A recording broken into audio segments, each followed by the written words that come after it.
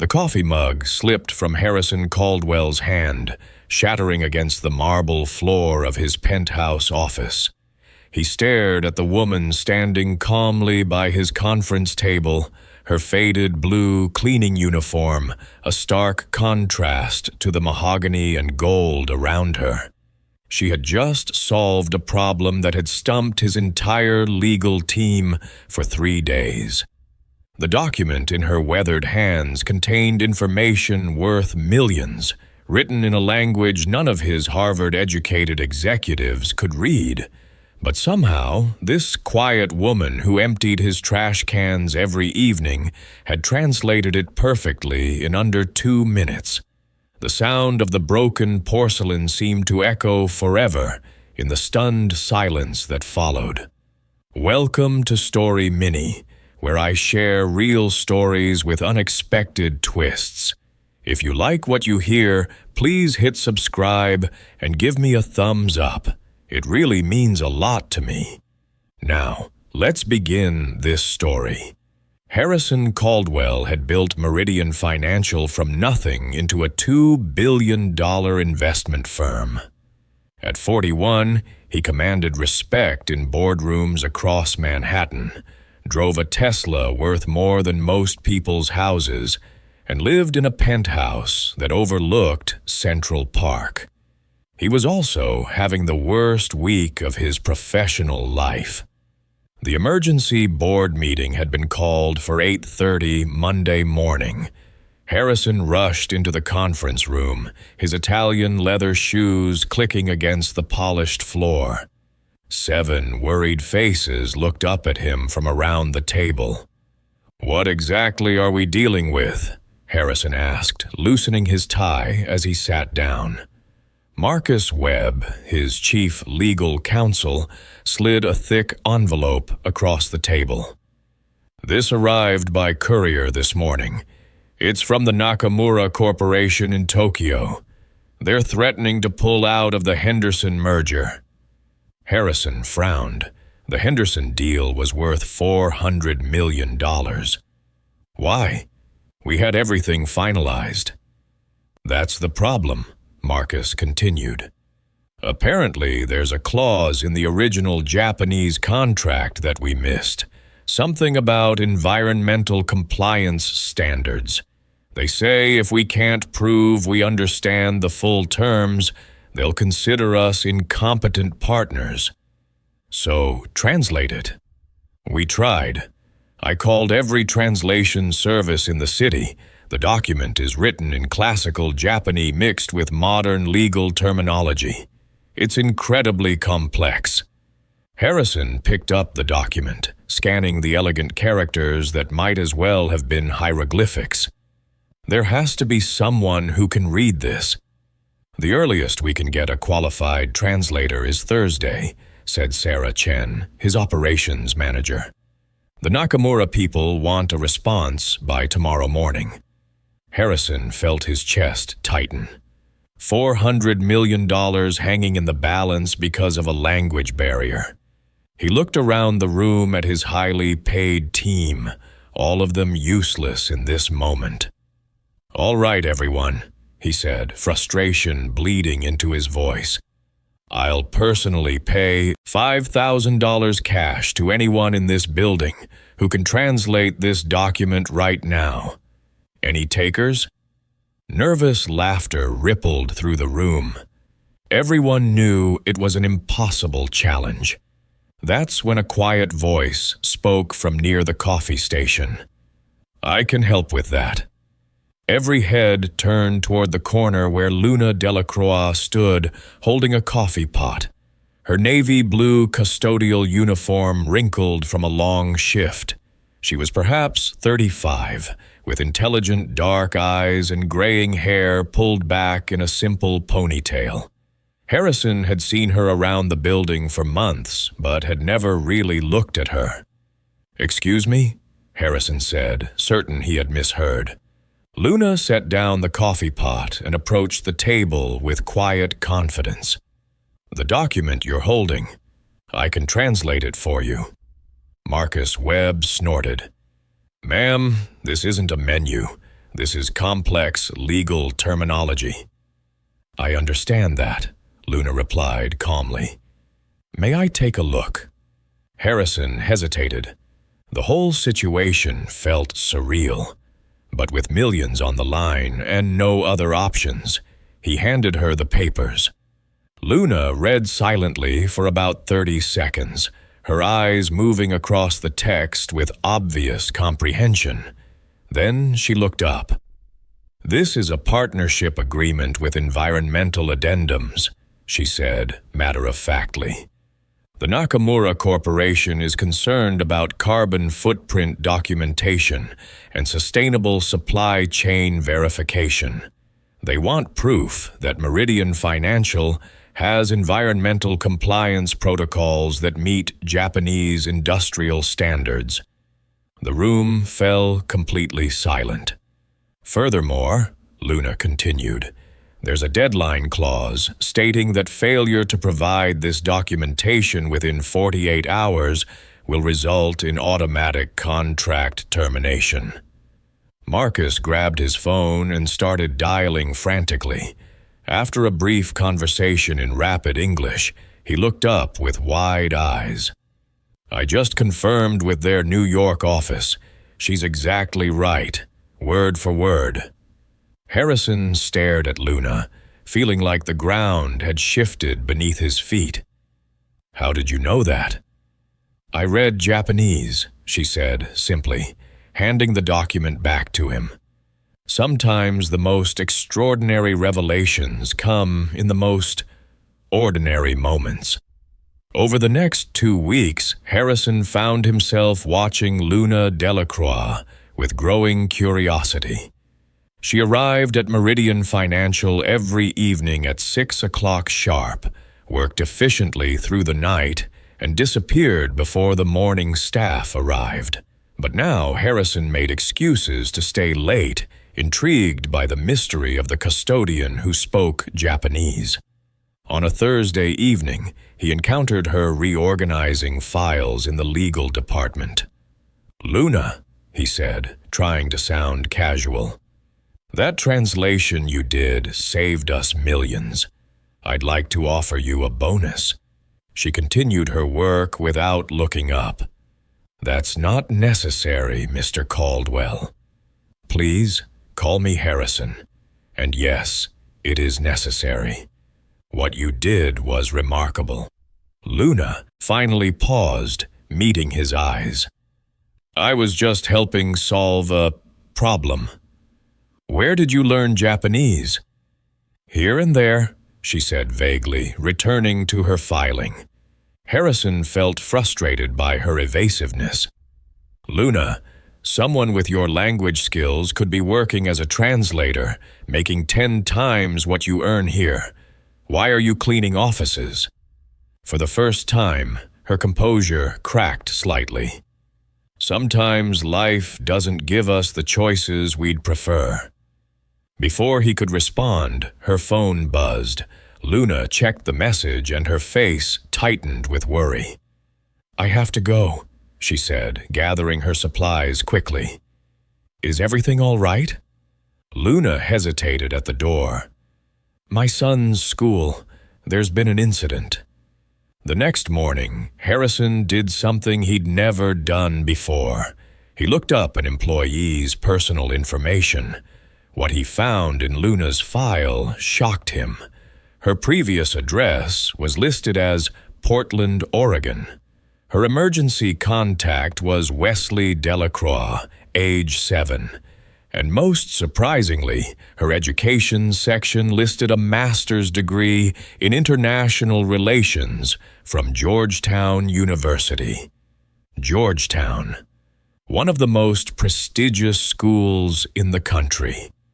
That afternoon, Harrison made a decision that would have seemed impossible a month earlier.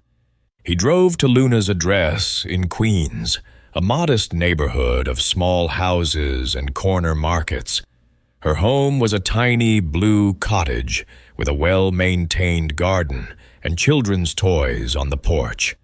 Through the front window, he could see Luna sitting at a kitchen table with a small boy, helping him with what looked like homework. The child appeared to be struggling, his movements slower and more deliberate than typical for his age. Luna was endlessly patient, encouraging him with gentle words and warm smiles. Harrison sat in his car for 20 minutes, watching this glimpse into Luna's real life. She wasn't just a custodian. She was a mother, a teacher, a woman with obvious education and intelligence choosing to work nights so she could be available for her child during the day. When Luna finally noticed his car, she came outside, her expression wary. "Mr. Caldwell, what are you doing here?" Harrison got out of his Tesla, suddenly feeling foolish. "I wanted to apologize for prying into your personal life, and to ask if you'd consider a different position at the company." "What kind of position?" "International liaison, full-time, benefits, salary commensurate with your education and skills." Luna crossed her arms. "And what would happen to my current schedule?" "Well, you'd work normal business hours." "Then no." Harrison was confused. "Luna, I'm offering you a career advancement, better pay, better working conditions." "Mr. Caldwell, I work nights because my son Wesley needs me during the day. He has developmental delays and requires constant support. Night custodial work allows me to be his primary caregiver while still earning a steady income." Harrison felt something tighten in his chest as he looked toward the house where Wesley was now visible in the window, watching them with curious eyes. "What about Wesley's father?" he asked gently. Luna's expression hardened. "Wesley's father decided that raising a child with special needs wasn't part of his life plan. He left when Wesley was 2. "I'm sorry. I don't need pity, Mr. Caldwell. I need flexibility and steady income. My current job provides both." Harrison realized he had completely misunderstood her situation. "What if I could offer you something different? Consulting work, projects you could do on your own schedule." Luna studied him for a long moment. "Why does this matter to you?" "Because talent like yours shouldn't be wasted. Because you solved a problem my entire legal team couldn't handle. Because—" He stopped, realizing he was about to say something that might change everything between them. "Because—" "What?" "Because I think you're remarkable, and I want to understand who you really are. Truth has a way of creating complications we never see coming." The crisis began with a phone call on a Tuesday morning in November. Harrison was reviewing quarterly reports when Marcus Webb burst into his office, his face pale. "Harrison, we have a serious problem. Someone leaked information about Luna Delacroix to the financial press." Harrison's blood ran cold. "What kind of information?" Marcus handed him a tablet displaying a news article. The headline read, "Investment firm CEO promotes custodian amid questions about qualifications." Harrison scanned the article, his anger rising with each paragraph. It detailed Luna's employment history, described her as unqualified for professional responsibilities, and suggested that Harrison's recent consulting contract with her represented questionable judgment and possible personal favoritism. "Who would do this?" Harrison demanded. "It gets worse," Marcus continued. "The article mentions Wesley. It questions whether Luna is using her son's condition to gain sympathy and advancement." Harrison felt rage unlike anything he'd ever experienced. Someone had deliberately targeted not just Luna, but her vulnerable child. His phone rang. It was Luna, and her voice was shaking. Mr. Caldwell, I need to resign from all consulting work, effective immediately. Luna, don't let them win. It's not about winning. It's about protecting my son. Wesley's school called. Other parents are asking questions, making comments. I won't let my choices hurt him. Where are you now? Packing. Wesley and I are leaving New York. Luna, please don't make any permanent decisions. Let me fix this. Some things can't be fixed, Mr. Caldwell. Some people never get past their preconceptions about what someone like me deserves. The line went dead. Harrison immediately called an emergency board meeting. Within an hour, he was facing the same 7 people who had witnessed Luna's first translation. I want to know who leaked Luna Delacroix's information to the press, he said without preamble. Uncomfortable glances were exchanged around the table. Harrison, began Janet Morrison, the board chair. Perhaps we should discuss whether this consulting arrangement was wise in the first place.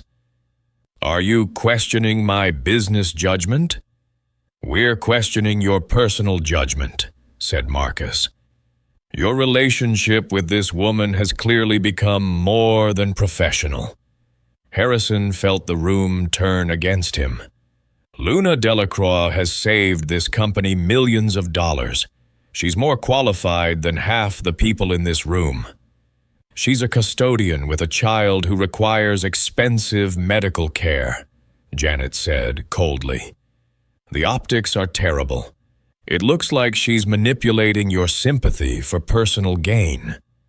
And it looks like you're manipulating your position for personal interest, added David Walsh, the CFO.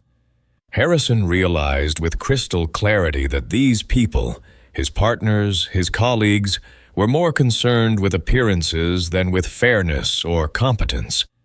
So, what are you suggesting? Distance yourself from her immediately, Janet said. Publicly state that the consulting arrangement was a mistake. Restore confidence in your leadership.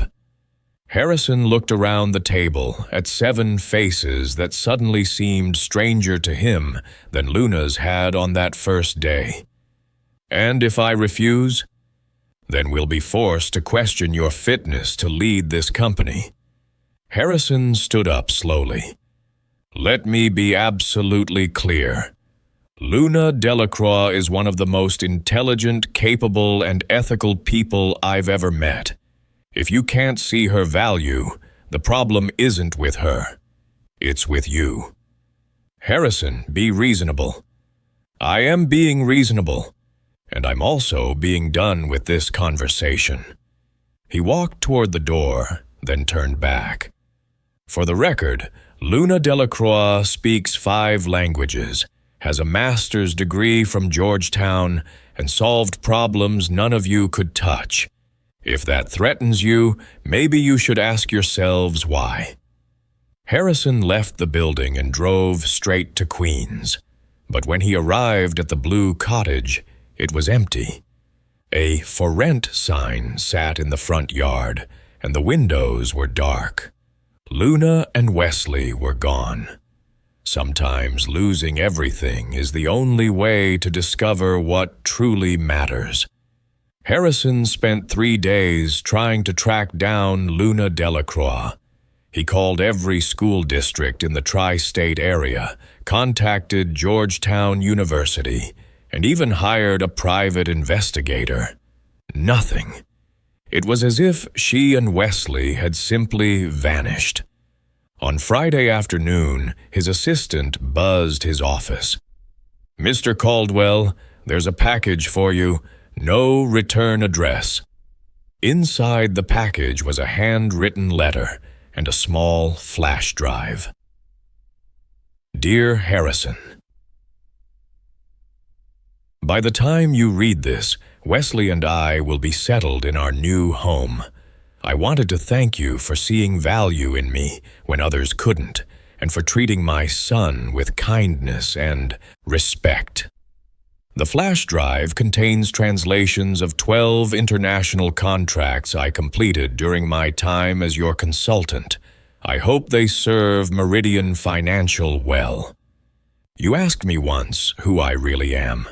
The truth is, I'm someone who learned that a person's worth isn't determined by their job title or their circumstances. It's determined by how they treat others, especially those who have less power than they do. You showed me that not everyone judges based on appearances. You gave me hope that integrity still matters in business. For that, I will always be grateful. Please don't try to find us. Wesley and I are safe and happy. We've found a place where we can build a new life without the shadows of the past. Take care of yourself, Harrison. The world needs more leaders like you. With respect and gratitude, Luna. Harrison read the letter 3 times, then plugged in the flash drive. The translations were flawless, detailed, and worth millions in potential business opportunities. That afternoon, he made 2 phone calls that would change his life. The first was to Janet Morrison. I'm resigning as CEO of Meridian Financial, effective immediately. Harrison, you're being emotional. We can work through this.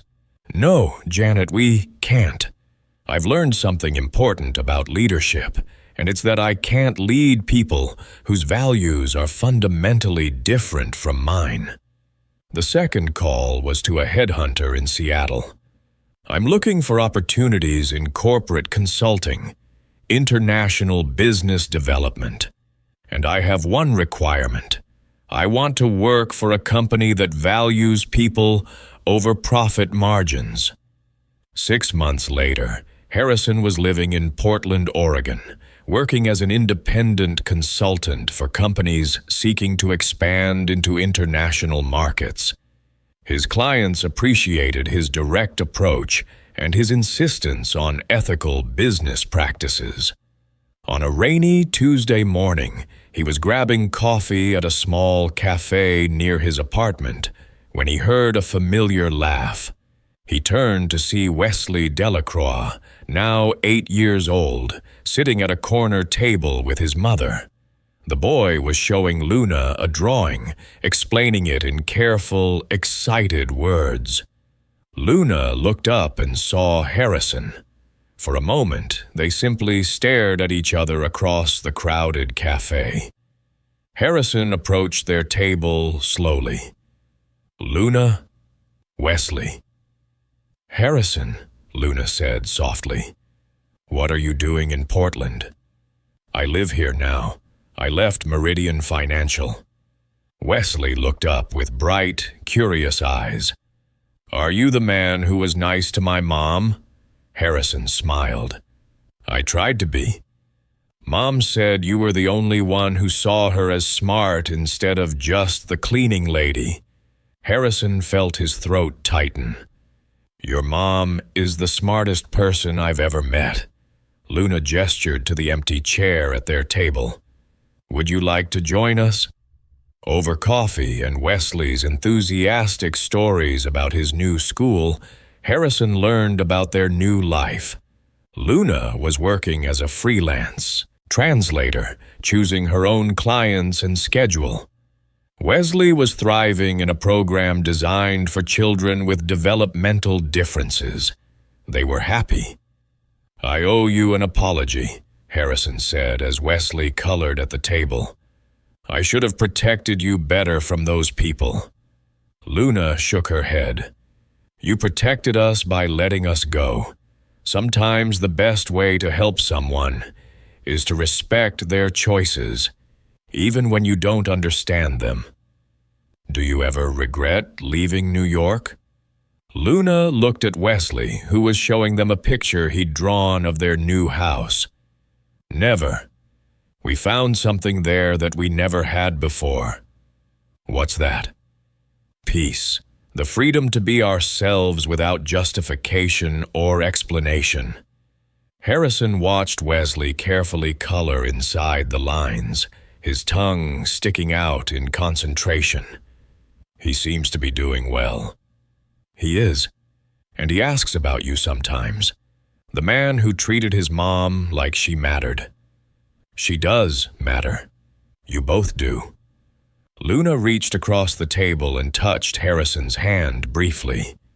So do you. I hope you've found what you were looking for. Harrison looked around the cozy cafe, thought about his new life built on principles rather than profit, and realized that leaving everything behind had led him to everything that mattered. I think I have, he said. As they prepared to leave, Wesley tugged on Harrison's sleeve. Will we see you again? Harrison looked at Luna, who nodded almost imperceptibly. I'd like that very much, Harrison said.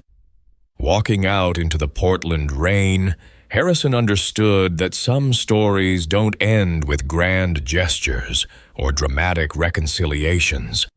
Sometimes the most profound transformations happen quietly, when people choose to see each other's true worth despite all the noise and prejudice of the world around them. The strongest foundations are built not on status or wealth, but on the simple recognition that every person deserves dignity and respect. Thank you for listening to this story. If it touched your heart, please leave a comment about a time when someone saw your true value despite appearances. Subscribe for more stories that remind us of our shared humanity. And remember, the most important person you meet today might be someone you'd never expect.